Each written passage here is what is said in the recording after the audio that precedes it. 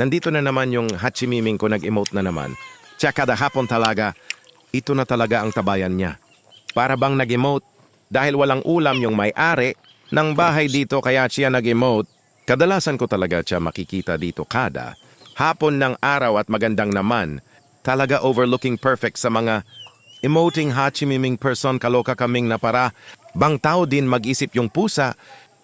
Kaming. Gusto din niyang magpalambing. At dito ko ipakita sa inyo yung overlooking na iniemotan niya, di ba? And ganda! Ang hachi naming ito ang pinaka-cute sa bahay.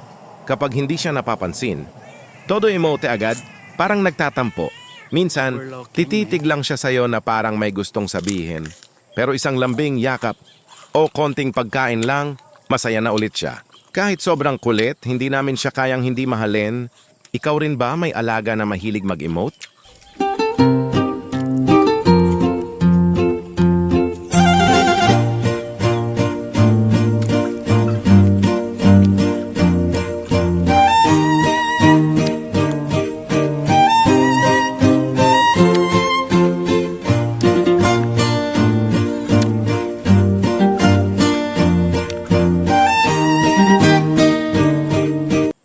At dito, behave talaga siya na alam niya na may camera nakatutok sa kanya. Di ba ang cute ng hachimiming namin? Meow, meow, meow, meow, meow, meow, meow, meow, meow, meow, meow, meow. Ha ha ha ha ha ha.